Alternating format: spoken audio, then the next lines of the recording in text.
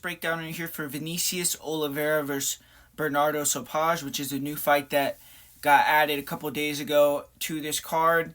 And Vinicius Oliveira, he was originally supposed to fight on this card, and I felt like he had an easier matchup. I think this fight is actually tougher for him, but dynamic knockout artist, so he's a fun guy to watch. 15 out of 19 wins via knockout.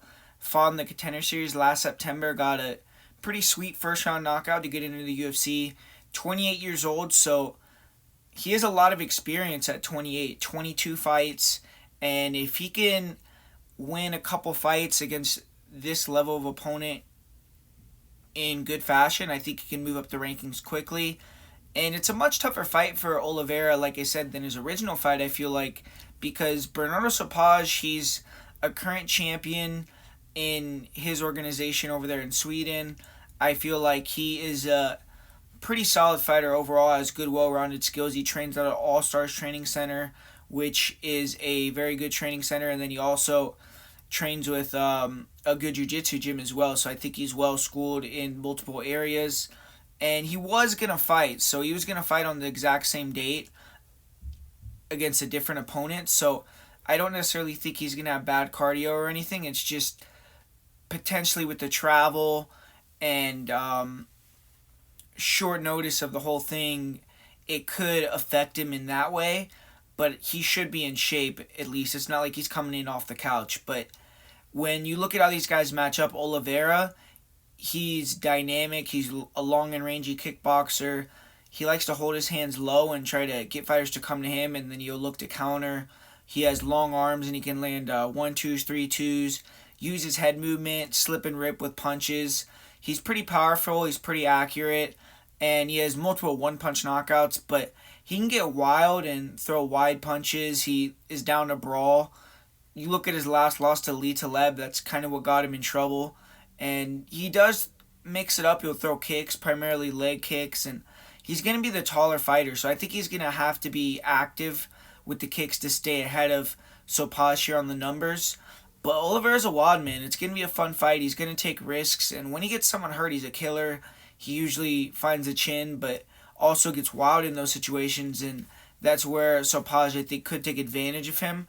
He has been knocked out 3 times, Oliveira, but like I said at the beginning, he has 15 knockout wins, so it's a bit of a double-edged sword for him.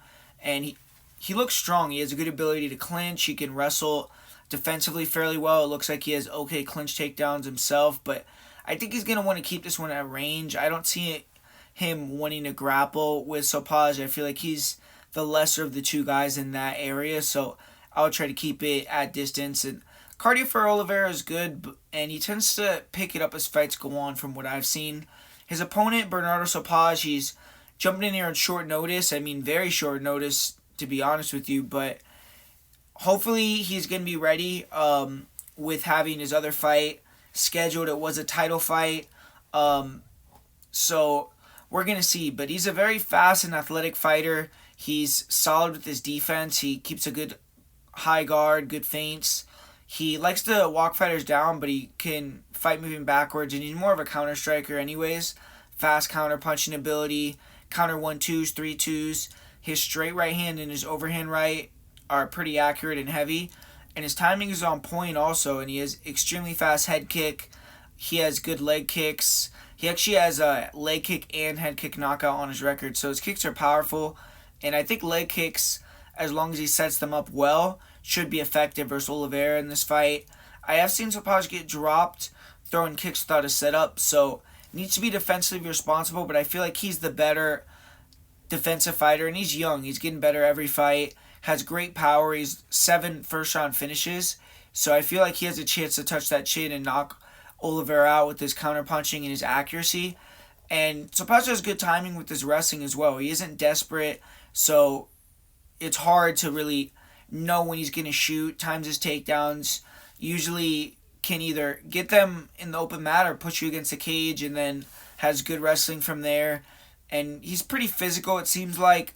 When he gets in top position, he has good ground and pound. He finished his last fight with ground and pound. And his cardio looks pretty good, even though he doesn't have a ton of experience in longer fights. His cardio was still on point in round 3 of his most recent loss to Francisco Nuzzi. and no one's been able to finish Sopaj yet, so he's going to be very confident. He's a young fighter, and this is an awesome high-level fight for two guys that are making their UFC debuts. Oliveira, he's a super tantalizing guy. He's a great athlete. Plus, he has that finishing ability. He has the great frame. But I think he gets too wild, and he's facing a great, smart counterpuncher. I think it's going to get him in trouble, and I'm going to say Sopaj wins this fight via first-round knockout here. Any fight with Oliveira is volatile, but I think Sopaj is going to get the win via knockout. And on top of this prediction, I'll make this a bet of the week that I give you guys, and I'm going to say to bet half a unit, 1 unit, whatever you feel comfortable with your unit sizing, but on Sopaj to win via knockout, because I think that's a pretty decent bet at plus 235. You look at Oliveira, all 3 of his losses are via KO. Sopaj is someone that finds the chin well, good counterpuncher, and I think he has an ability to maybe make it number 4 for Oliveira. So Sopaj is the prediction for me, and I'm going to say he wins via first round KO.